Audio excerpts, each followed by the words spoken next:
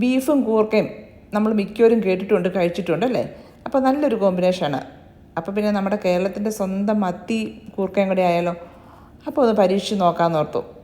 ആദ്യം തന്നെ നമുക്ക് മത്തി വറ്റിച്ചെടുക്കാം. അപ്പം മത്തി വറ്റിക്കാൻ മലയാളികളെ പ്രത്യേകിച്ച് പഠിപ്പിക്കേണ്ട കാര്യമൊന്നുമില്ല അല്ലേ? എന്തായാലും ഞാനൊരു ചട്ടിയിലേക്ക് കുറച്ച് ഇഞ്ചി, വെളുത്തുള്ളി, കറിവേപ്പില, പച്ചമുളക്, ചെറിയ ഉള്ളി ഇതെല്ലാം കൂടെ ചേർത്ത് കൊടുത്തിട്ടുണ്ട്. പിന്നെ ഇതിലേക്ക് ആവശ്യത്തിന് പൊടികൾ ചേർത്ത് കൊടുക്കാം. മുളക് പൊടി ചേർത്ത് കൊടുത്തു. നിങ്ങളുടെ എരിവിൻ്റെ അനുസരിച്ച് ചേർത്ത് കൊടുക്കുക. എരിവില്ലാത്ത മുളക് പൊടിയാണ് ഞാനിവിടെ ചേർത്തിരിക്കുന്നത്. പിന്നെ കുറച്ച് മല്ലിപ്പൊടി, മഞ്ഞൾപ്പൊടി, പിന്നെ കുറച്ച് വെളിച്ചെണ്ണ ചേർത്ത് കൊടുത്തു. പുളിക്ക് ആവശ്യത്തിനുള്ള കുടംപുളി. ഇത്രയും സാധനങ്ങൾ ഇതിലേക്ക് ചേർത്ത് കൊടുത്തിട്ട് നമുക്ക് നന്നായിട്ട് കൈകൊണ്ട് ഞരടി ഇതുപോലെ ഒരു 2 മിനിറ്റ് നേരം ഞരടി എടുക്കണം കേട്ടോ. എന്നാലാണ് നല്ലൊരു സ്മെല്ലൊക്കെ വരും. ആ മസാലകളെല്ലാം സോഫ്റ്റായിട്ട് കിട്ടുകയും ചെയ്യും കേട്ടോ. അതിനുശേഷം നമുക്കിതിലേക്ക് ആവശ്യത്തിന് വെള്ളം ചേർത്ത് കൊടുക്കാം. വെള്ളം ചേർക്കുമ്പോൾ മടിക്കൊന്നും വേണ്ട കേട്ടോ, നന്നായിട്ട് വെള്ളം ചേർത്ത് കൊടുക്കണം. അപ്പോൾ നിങ്ങൾ ഓർക്ക് ഇത്രയും വെള്ളം എന്തിനാണെന്നല്ലേ, അതൊക്കെ ആവശ്യം വരും. അതൊക്കെ ഞാൻ പുറകെ പറയാവേ.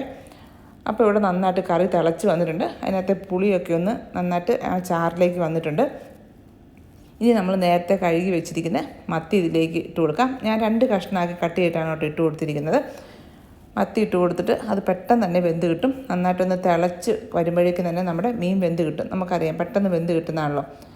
അപ്പം ഈ ഒരു സമയം കൊണ്ട് നമുക്കിതിലേക്ക് കൂർക്ക റെഡിയാക്കാം. ഞാനിവിടെ ഇതുപോലെ ഫ്രോസൺ കൂർക്കയാണ് കേട്ടോ എടുത്തിരിക്കുന്നത്. ഈ സാധനം എന്തായാലും അടിപൊളിയാണ് കേട്ടോ. നമ്മളൊന്നും അറിയേണ്ട കാര്യമില്ല. കൂർക്കയുടെ തൊലി കളയാൻ പോകേണ്ട ഒന്നും വേണ്ട. ചില സമയത്ത് നമ്മൾ കൂർക്ക മേടിക്കുമ്പോൾ അതിനകത്ത് കേടൊക്കെ ഉണ്ടാവും. ഇങ്ങനെയാണെങ്കിൽ ഇതിനകത്ത് കേടുള്ളതൊന്നുമില്ല കേട്ടോ. നല്ല ഫ്രഷായിട്ട് നല്ല സ്മെല്ലുമാണ് കേട്ടോ. നല്ല ഫ്രഷായിട്ടുള്ളൊരു സ്മെല്ലും ഒക്കെ ഉണ്ട്. അപ്പോൾ എൻ്റെ കൂർക്കയൊന്ന് എടുത്ത് ഒന്ന് കഴുകിയെടുത്താൽ മാത്രം മതി. വേറെ ഒന്നും ചെയ്യേണ്ട കാര്യമില്ല കേട്ടോ. ഞാനിവിടെ കഴുകിയെടുത്തിട്ടുണ്ട്. കുക്കറിലേക്ക് ഇട്ട് കൊടുത്തു. നമ്മൾ കുക്കറിൽ ഒരു വിസിൽ വരുന്നിടം വരെ ആണ് വേവിക്കുന്നത്. അധികം വെന്ത് പോകണ്ട കേട്ടോ, പെട്ടെന്ന് വെന്ത് കിട്ടും.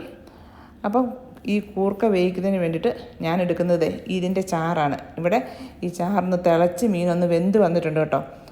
ഇനി ആവശ്യത്തിനുള്ള ഈ ചാറ് ഇതിലേക്ക് ഒഴിച്ചു കൊടുക്കാം. കൂർക്ക വേകുന്നതിന് ആവശ്യത്തിനുള്ള മതി, അധികം ഒന്നും ആവശ്യമില്ല കേട്ടോ. ഉപ്പ് ചേർത്ത് കൊടുക്കണ്ട. നമ്മൾ കറിയിൽ ആവശ്യത്തിന് ഉപ്പുള്ളതുകൊണ്ട് പ്രത്യേകിച്ച് ഇതിനകത്തേക്ക് ഉപ്പൊന്നും ചേർത്ത് കൊടുക്കണ്ട. കുക്കറിൽ വെച്ച് നമുക്കൊന്ന് വേവിച്ചെടുക്കാം.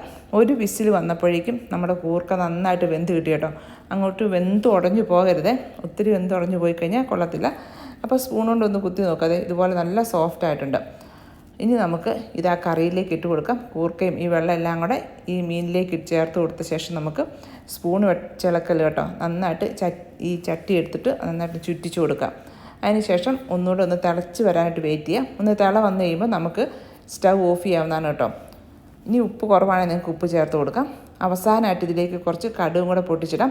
കടുകും ചെറിയുള്ളിയും കറിവേപ്പിലയും കൂടെ നന്നായിട്ട് മൂപ്പിച്ച ശേഷം നമ്മൾ ഈ കറിയിലേക്ക് അങ്ങോട്ട് ഒഴിച്ചു കൊടുക്കാം. അതിന് ശേഷം നമ്മളിത് മൂടി വെക്കണം. ഒരു 10-15 മിനിറ്റ് നേരമെങ്കിലും നമ്മൾ ഈ കറി ഒന്ന് മൂടി വെച്ച ശേഷം മാത്രമേ ഉപയോഗിക്കാമല്ലോ കേട്ടോ. അപ്പം നല്ലൊരു സ്മെല്ലൊക്കെയാണ്. അപ്പം നിങ്ങൾ ചോറിൻ്റെ കൂടെയും കപ്പയുടെ കൂടെയൊക്കെ കഴിക്കാനായിട്ട് നല്ലതാണ് കേട്ടോ ഇത്. ചില സമയത്തൊക്കെ നമുക്കിവിടെ കിട്ടുന്ന മത്തിക്ക് ഭയങ്കര ഉപ്പായിരിക്കും. നമ്മൾ എന്തൊക്കെ ചെയ്യുന്നു പറഞ്ഞാൽ ഉപ്പ് കുറഞ്ഞ് കിട്ടത്തില്ല. അങ്ങനെയുള്ളപ്പോൾ എന്തേ കൂർക്ക ഇട്ട് നിങ്ങളൊന്ന് കറി വെച്ച് നോക്കി. അപ്പോൾ ആ ഉപ്പെല്ലാം കറക്റ്റ് പാകത്തിനായിരിക്കും. ട്രൈ ചെയ്ത് നോക്കണേ.